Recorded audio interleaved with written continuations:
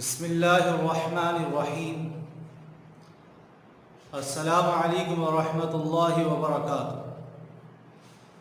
عزیز طلبہ، اسلامیات سلسلہ نمبر 8 کا اگلا سبق ہے الدعاء والادعیہ۔ عزیز طلبہ، جیسا کہ شروع میں آپ کو بتایا گیا تھا کہ ہماری کتاب اسلامیات سلسلہ نمبر 8 6 ابواب پر مشتمل ہے، جس میں پہلا جو ہم نے پڑھا علم عقائد، دوسرا الدعاء والادعیہ، تیسرا فقہ، چوتھا سیرت النبی صلی اللہ علیہ وسلم، اور پانچواں صحابہ اکرام رضی اللہ عنہم اجمعین، اور چھٹا تجوید۔ اس میں جو پہلا باب تھا علم عقائد، وہ ہم نے مکمل پڑھ لیا، اور وہ باتیں جن کو صرف مان لینا کافی ہے، ان کے لیے اعضاء کے استعمال کی ضرورت نہیں پڑتی، تو ان میں کون کون سی چیزیں ہیں وہ ہم نے نام بھی پڑھ لیے اور اس کی کچھ تفصیل بھی پڑھ لی۔ اب اگلا باب جو شروع ہو رہا ہے وہ ہے الدعاء والادعیہ، دعا اور دعائیں۔ عزیز طلبہ، سب سے پہلے اس میں دعا کے بارے میں آپ سن لیجئے کہ دعا، لفظ دعا جو ہے اس کی تحقیق کیا ہے، یہ لفظ کون سی زبان کا ہے، اس کے معنی کیا ہوں گے، لغوی معنی کیا ہوں گے، اصطلاحی معنی کیا ہوں گے۔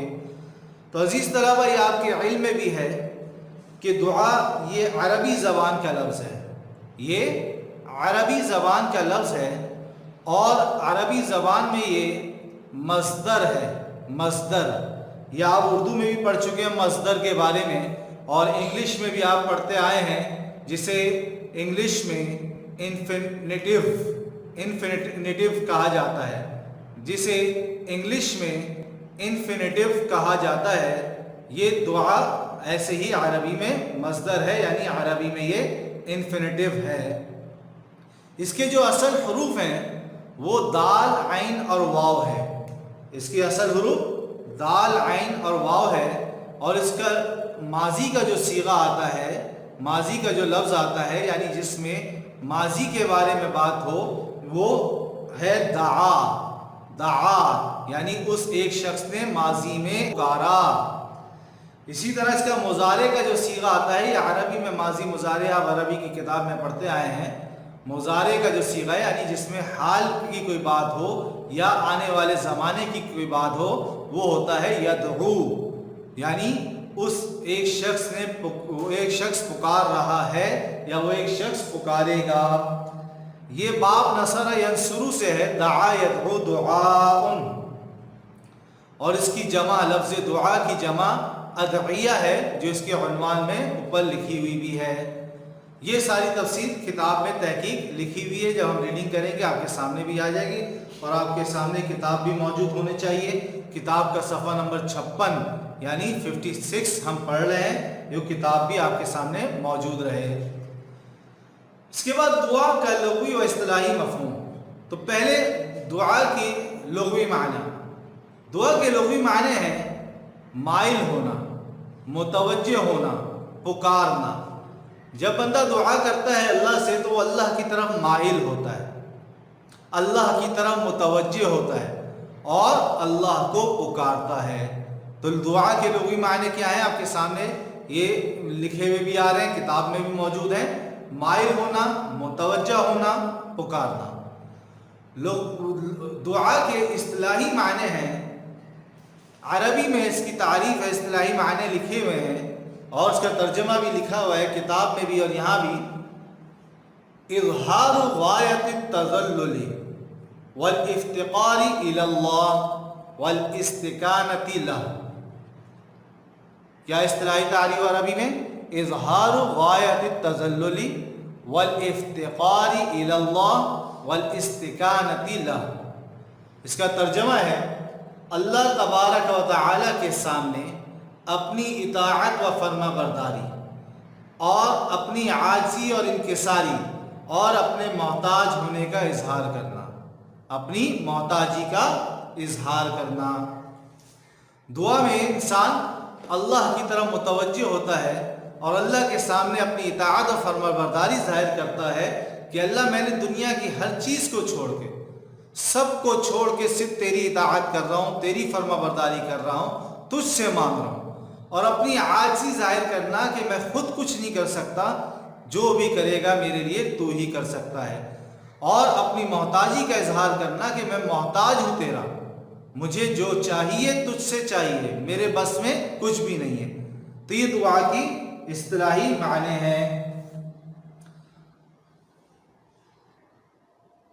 تو جب بندہ اللہ سے دعا کرتا ہے تو وہ بندہ اللہ تعالیٰ کو اپنی مدد کے لیے پکارتا ہے، اللہ سے اپنی بھلائی کو طلب کرتا ہے، اللہ سے مصیبت اور نقصان کو دور کرنے کی انتہائی عاجزی کے ساتھ دعائیں کرتا ہے کہ اللہ میری اس چیزوں کو دور کر دے، میری مصیبت کو، اور جو میرے مسائل ہیں ان کو حل کر دے۔ عزیز طلبہ، دعا والادعیہ کے عنوان سے آپ نے 7 کلاس میں بھی اسلامیہ سلسلہ نمبر 7 میں پڑھا تھا، اور اس میں دعا کی فضیلت اہمیت پڑھی تھی، اور کچھ قرآنی اور مصنون دعائیں بھی آپ نے پڑھی تھی۔ یہاں جو چیزیں ذکر کی جائیں گی سلسلہ نمبر 8 میں، وہ دعا کے قبول ہونے کی چند شرائط ذکر کی جائیں گی، اسی طرح دعا کے قبول ہونے کی صورتیں اور دعا کے آداب بتائے جائیں گے، اور کچھ جامع مصنون دعائیں بھی آپ کو یہاں پڑھائی جائیں گی جنہیں ہمیں یاد کرنا ہے تاکہ ہم ان دعاؤں کو اہتمام سے مانگ سکیں۔ تو اب اگلی بات ہے دعا، قبولیت دعا کی شرائط، کہ ہماری دعا قبول ہو جائے اس کے لیے کیا شرائط ہیں۔ تو عزیز طلبہ، شرائط جاننے سے پہلے اس بات کا جاننا ضروری ہے کہ دعا کا قبول ہونے کا مطلب کیا ہے، قبولیت دعا کا مطلب کیا ہے۔ اس کا مطلب یہ ہے کہ ہم اللہ تعالیٰ سے جو دعا مانگتے ہیں اور اللہ کے دربار میں اس کی قبولیت کی جو امید رکھتے ہیں، اور وہ اللہ کے دربار میں قبول ہو جائے، اور جس کام کے پورا ہونے کی ہم نے دعا مانگی ہے وہ کام ہمارا پورا ہو جائے، اسے قبولیت دعا کہا جاتا ہے۔ قبولیت دعا کا کیا مطلب، کسے کہا جاتا ہے؟ کہ ہم نے جو اللہ سے مانگا ہے وہ ہمیں مل جائے، جو ہم نے اللہ سے کام پورا ہونے کی دعا کی ہے وہ ہمارا کام پورا ہو جائے، اس کو قبولیت دعا کہا جاتا ہے۔ اور عزیز طلبہ، قبولیت دعا کی شرائط کی اہمیت بھی پہلے جان لیں کہ قبولیت دعا کی شرائط، اس کی اہمیت کیا ہے، کیوں اتنا ضروری ہے۔ تو عزیز طلبہ، دعا کے قبول ہونے میں چند باتیں، چند شرائط ایسی ہیں کہ اگر وہ دعا میں نہ پائی جائیں تو ہماری دعا قبول نہیں ہوگی، بلکہ اس میں قبولیت کی امید رکھنا فضول ہو جائے گا، اور اسی کو دعا کی قبولیت کی شرائط کہا جاتا ہے، قبولیت دعا کی شرائط کہا جاتا ہے۔ اور ان شرائط کا دعا میں ہونا اتنا اہم ہے، اتنا ضروری ہے کہ اگر وہ دعا میں نہیں ہوں گی، وہ شرائط نہیں پائی جائیں گی تو ہماری دعا قبول نہ ہوگی۔ جیسے مثال کے طور پہ آپ نے نماز کے مسائل میں پڑھا تھا کہ کسی شرط کا ہونا ایک عمل کے لیے اتنا ضروری ہے کہ وہ شرط اگر نہ پائی جائے تو وہ عمل ہی نہیں ہوگا۔ مثال کے طور پہ نماز میں وضو کا ہونا، باوضو ہونا، یہ شرط ہے۔ اسی طرح نماز میں پاک ہونا یہ شرط ہے۔ اگر کوئی شخص وضو نہ کرے یا پاک نہ ہو اور نماز پڑھے، اور جتنی خشوع اور خضوع کے ساتھ نماز پڑھے، بالکل اخلاص کے ساتھ، بڑے اہتمام کے ساتھ رکوع اور سجود کرے، لیکن اس کی نماز نہیں ہوگی، کیونکہ اس نماز کی جو شرط تھی وہ نہیں پائے گی۔ اسی طرح عزیز طلبہ، دعا کی بھی کچھ شرائط ہیں، اگر وہ شرطیں دعا میں نہیں پائی گئیں اور ہم دعائیں کرے جا رہے ہیں اور اخلاص سے کر رہے ہیں، رو رو کے کر رہے ہیں، اللہ سے کی طرف متوجہ ہو کے کر رہے ہیں، لیکن وہ شرائط نہیں پائی جائیں گی تو ہماری دعا قبول نہیں ہوگی۔ تو قبولیت دعا کی شرائط اہم ہے، اس کا دعا میں ہونا ضروری ہے۔ تو اب قبولیت دعا کی شرائط کیا ہیں وہ ہم دیکھ لیتے ہیں۔ عزیز طلبہ، قرآن و حدیث سے جو قبولیت دعا کی جن شرائط کا علم ہوتا ہے وہ یہ 4 ہیں جو آپ کے سامنے بھی لکھی ہوئی آ رہی ہیں، اور آپ کی کتاب میں بھی موجود ہیں۔ اس میں نمبر 1 اخلاص نیت، نمبر 2 حرام مال سے بچنا، نمبر 3 دین کی دعوت و تبلیغ، اور نمبر 4 گناہ اور قطع رحمی کی دعا نہ کرنا۔ یہ 4 شرائط ہیں۔ اب ان چاروں کی مختصر سی تفسیر ہم پڑھتے جائیں گے، وہ میں کچھ خلاصہ آپ کے سامنے ذکر کر دوں گا، اور پھر ہم کتاب میں اس کی ریڈنگ کر لیں گے، بلند خوانی کر لیں گے، اور اس کی وضاحت ہو جائے گی۔ تو سب سے پہلی جو بات ہے، سب سے پہلی جو قبولیت دعا کی شرط ہے عزیز طلبہ، وہ ہے اخلاص نیت۔ تو ہم سب سے پہلے بات کرتے ہیں اخلاص نیت۔ اخلاص نیت کا کیا مطلب ہے کہ جو بھی دعا مانگے ہم وہ اخلاص کے ساتھ مانگے، اخلاص کے ساتھ مانگے، یعنی دعا خالصتاً دل کے ارادے سے صرف اور صرف اللہ تعالیٰ سے مانگی جائے۔ دعا خالصتاً دل کے ارادے سے صرف اور صرف اللہ سے مانگی جائے، اللہ کے علاوہ کسی سے بھی نہ مانگی جائے۔ عزیز طلبہ، اس میں کوئی شک نہیں کہ انسان اپنی ضروریات پوری کرنے کے لیے لوگوں کی طرف متوجہ ہوتا ہے، کسی انسان سے مدد مانگتا ہے، لیکن وہ مدد ایک عارضی دنیاوی ہوتی ہے کہ اس کو پورا کرنے کے لیے، جیسے ایک مریض ہے وہ ڈاکٹر کے پاس جاتا ہے اور ڈاکٹر سے وہ دوائی لیتا ہے اپنے علاج کے لیے، لیکن وہ اس سے دعا نہیں کرتا کہ آپ ہی میری ضرورت کو پورا کریں گے، آپ ہی میری بیماری کو دور کریں گے، بلکہ اس سے صرف دوائی لیتا ہے، لیکن اس دوائی میں شفا آ جائے، اس دوائی کے ذریعے اس کی بیماری ختم ہو جائے، اس کے لیے جب وہ مانگے گا تو وہ اللہ سے مانگے گا۔ تو دعا صرف اللہ سے مانگی جائے گی۔ جب بھی ہم دعا مانگیں وہ اللہ سے مانگیں، کیونکہ دعا مانگنے میں اللہ کے ساتھ کسی کو شریک نہ کیا جائے، کیونکہ اللہ تعالیٰ خود فرماتے ہیں، قرآن شریف میں ارشاد ہے، فَادْعُوا اللَّهَ مُخْلِصِينَ لَهُ الدِّينَ، خدا کی عبادت کو خالص کر کے اسی کو پکارو۔ جو بھی دعا کریں، جو بھی عبادت کرے، خالص اللہ سے کرے۔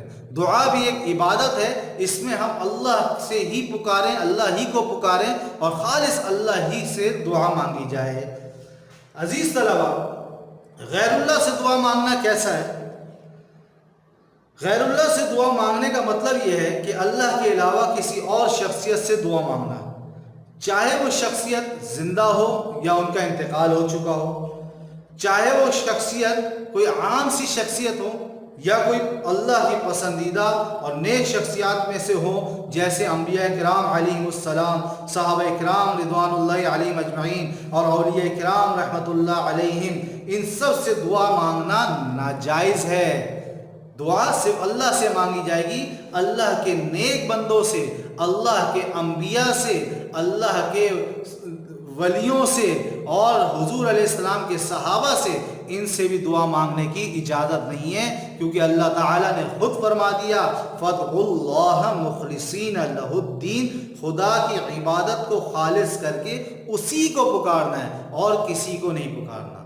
تو غیر اللہ سے دعا مانگنا جائز نہیں ہے، چاہے وہ کوئی زندہ ہو غیر اللہ، چاہے انتقال کر چکے ہوں، چاہے عام ہوں چاہے خاص ہوں۔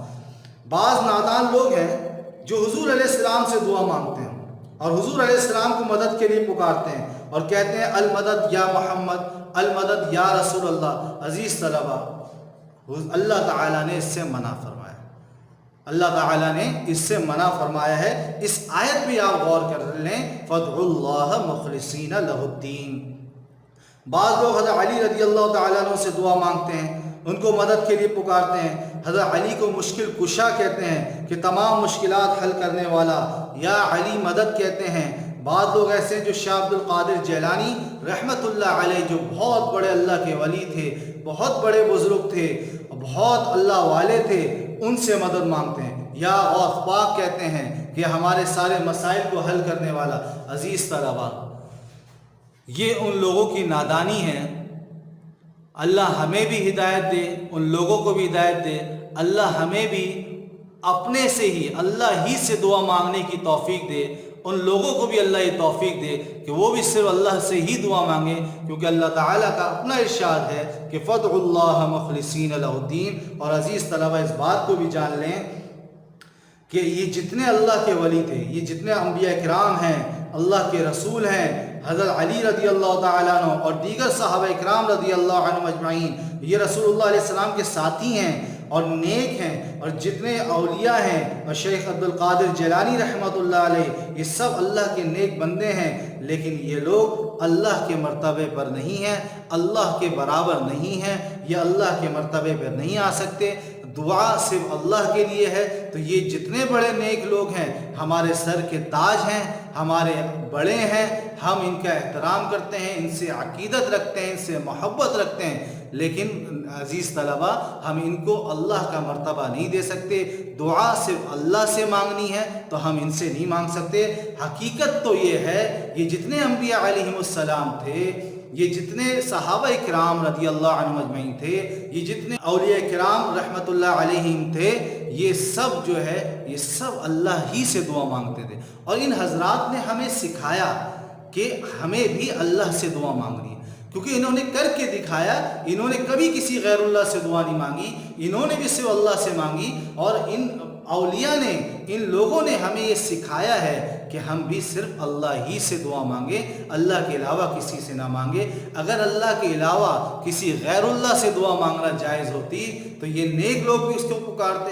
شیخ عبد القادر جیلانی رحمہ اللہ کی تاریخ میں کہیں نہیں ملتا کہ انہوں نے کسی نبی سے دعا مانگی ہو، کسی صحابہ سے دعا مانگی ہو، کسی زندہ سے دعا مانگی ہو، کسی دنیا سے گئے ہوئے انتقال کیے ہوئے سے دعا مانگی ہو، کسی سے نہیں مانگی۔ انہوں نے بھی صرف اللہ سے مانگی، اور ہمیں بھی یہ سکھایا کہ ہم بھی صرف اللہ ہی سے دعا مانگیں۔ اور اللہ تعالیٰ ارشاد فرماتے ہیں قرآن شریف میں، وَإِذَا سَأَلَكَ عِبَادِي عَنِّي فَإِنِّي قَرِيبٌ أُجِيبُ دَعْوَةَ الدَّاعِ إِذَا دَعَانِ فَلْيَسْتَجِيبُوا لِي وَلْيُؤْمِنُوا بِي لَعَلَّهُمْ يَرْشُدُونَ۔ ترجمہ ہے، اور اے پیغمبر جب تم سے میرے بندے میرے بارے میں دریافت کریں کہ پوچھیں کہ اللہ کہاں ہے، تو کہہ دو کہ میں تمہارے پاس ہوں۔ اللہ ہمارے پاس ہے، ہر وقت ہمارے ساتھ ہے۔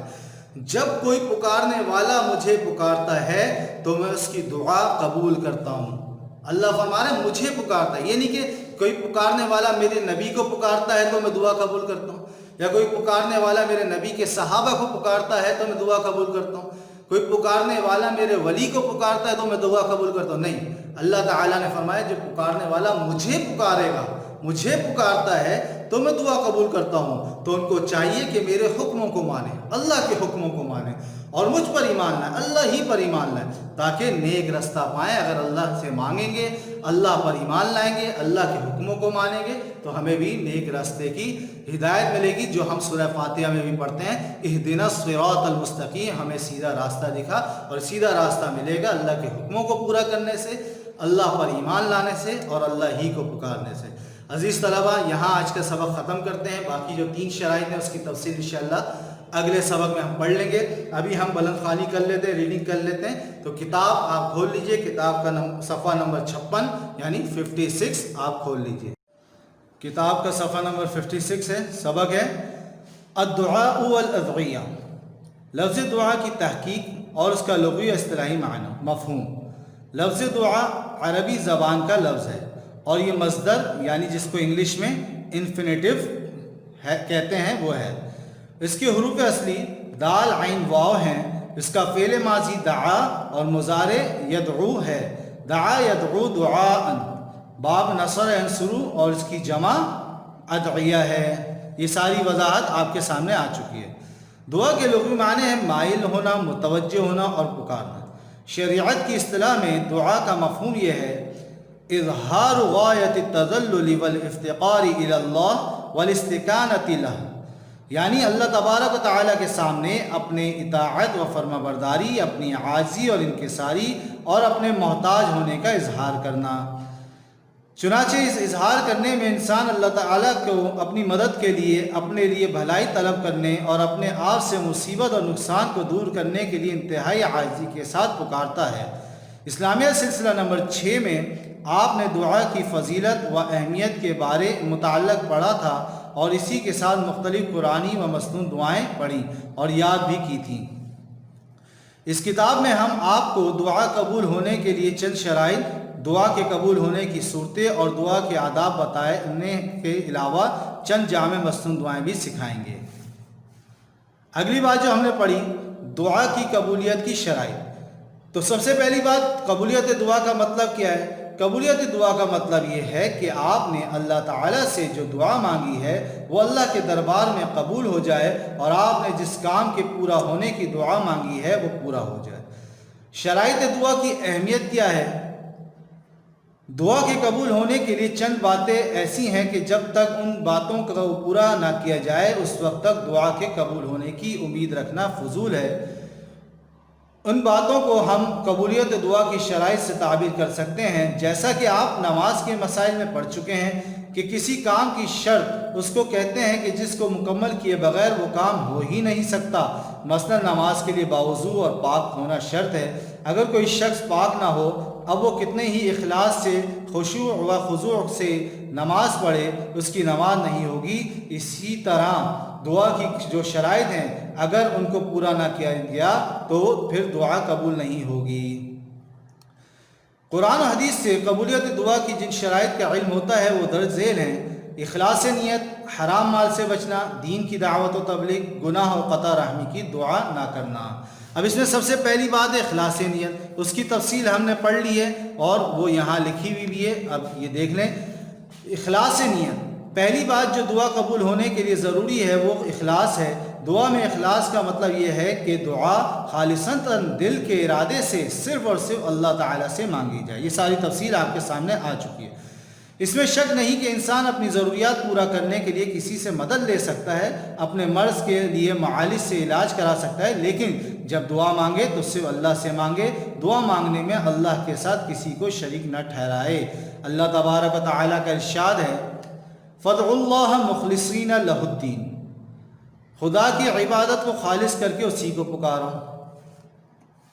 غیر اللہ سے دعا مانگنا ہے، یہ کیسا ہے، کیا ہے؟